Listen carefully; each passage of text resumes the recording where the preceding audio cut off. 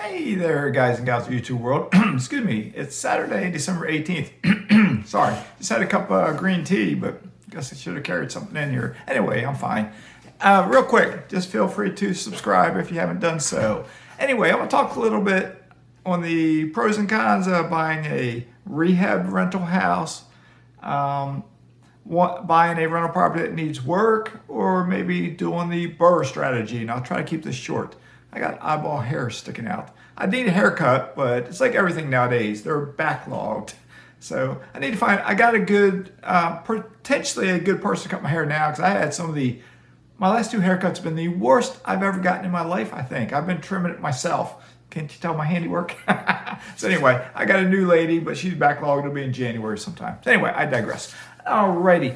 When you buy a rental property, I have bought, 27, 28, 8 rental properties altogether. I got 25 units right now. I've sold one or two, whatever it is. But anyway, I have bought properties that have been rehabbed prior to me buying them. Turnkey company rehabbing them. I have bought property that needed a bunch of work, and I did the work over time. I bought houses that needed just a little bit of work to get ready, rent ready. And I got my local ones to me in Virginia when I was there. And I would get the work done prior to renting it. I've done the BRRRR strategy one time, and I did it quite successfully, and so on and so on. So here's my thoughts, my humble opinion, based on my experience only. I'm not an expert, I'm not a CPA, I'm not a financial advisor, I'm not an attorney. It's all my opinion. All right, if you buy a freshly rehabbed house, it could be from a turnkey operator, it could be from a homeowner that's selling the house. Odds are, depends on the market, but odds are you will pay close to retail price. You're probably not going to get a good deal. You may get a good deal. Every place is different. You may. Every situation can be different. Excuse me. But if it's been like when I sold my personal house in Virginia, I renovated that prior to selling it. It commanded top dollar for that type of house. Okay, because I fixed it up. An investor wouldn't buy that house that I was selling.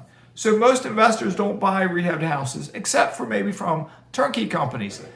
And they may still be a retail price, but they may still cash flow well. When I bought my houses from a turnkey operator, they have been renovated. Whatever needed fixing, they fixed it. They didn't rehab everything, but stuff needed done, they would get it done. And they would still cash on cash return, 15, 18, 20%, somewhere there. Maybe a low of 12 to 15, 18 to 20. 21, 22, maybe that range, because I bought 7 or 8 from the turnkey operator.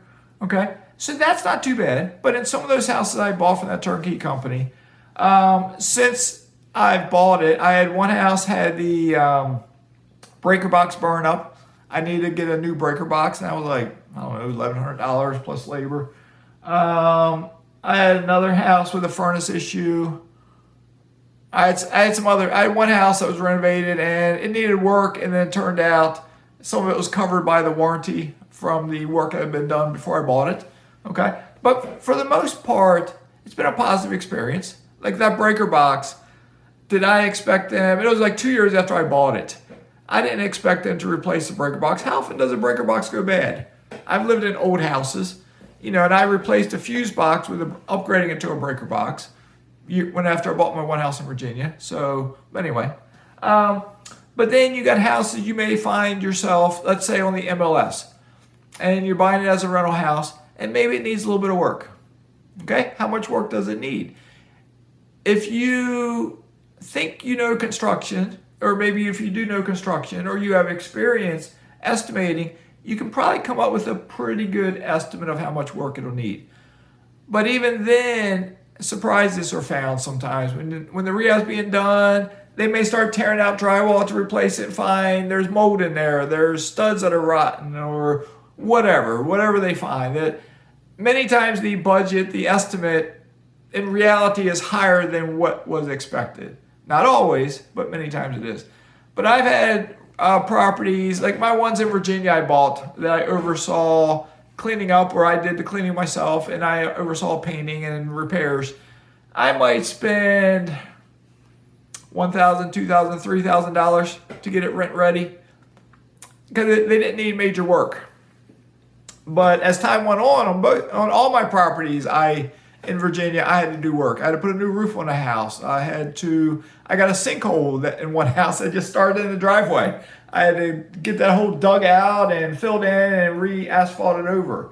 I had to rebuild stairs at a house that I wanted to sell. One that I sold, I fixed it up and sold it, so I rebuilt the front steps, and I made all my money back on that.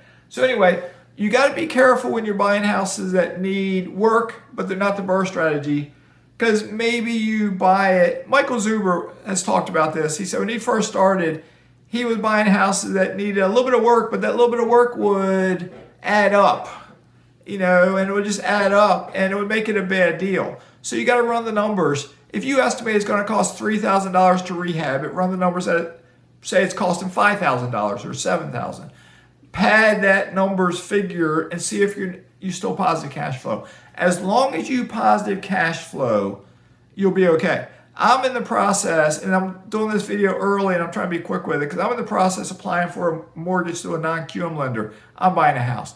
That house is in a new market for me, and I got somebody that's helping me, but it's estimated it might need $10,000 worth of work. I ran the numbers. If not that I want it to cost more, and hopefully it'll cost less than 10 grand.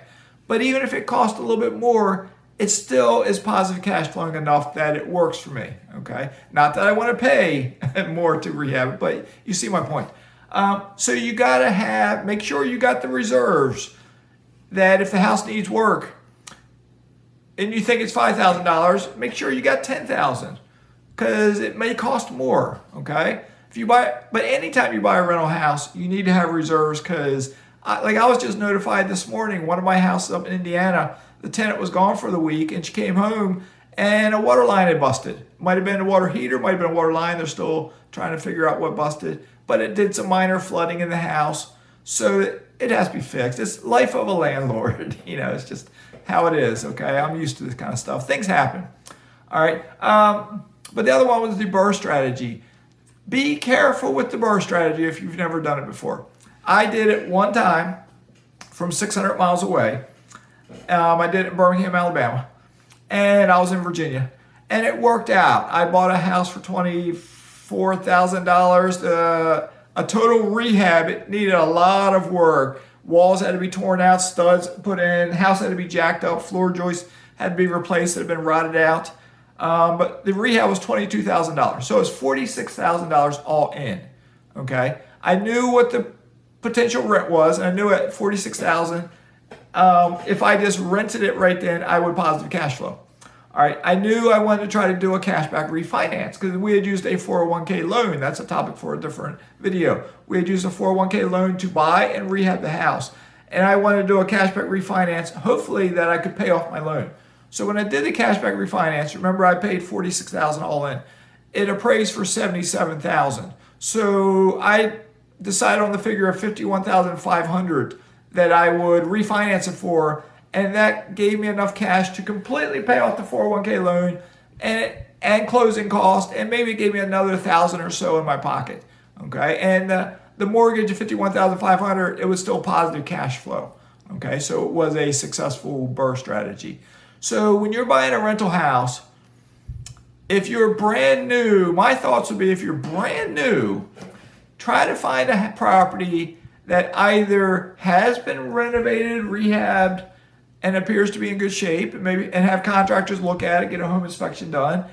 And if you get it in good shape, you're good to go. But if it needs work, try to get a contractor. If you're not experienced with it, try to get a contractor to go in to give you an estimate of what they would do to fix it up. Okay? And again, add something to that estimate, because surprises are found different times, okay? Hopefully this helps, all right? I got to run. I got a bunch of work to do to get my package submitted to apply for a mortgage through a non-QM lender. And, FYI, that non-QM lender told me as long as their company approves it, they will come onto my channel and be interviewed by me. So you may hear it from the horse's mouth how this non-QM lender, we may do 2 interviews. I may interview this person early in my process and then again after I get the mortgage. So we'll get the perspective. They can tell me what I need to do and I can talk about how it's going for me so far. And then after it's done, we kind of wrap everything up, and I'll let you know if it's a success story or if it's not. Hopefully it will be. All right, y'all take care. Stay safe. Mazske is signing out.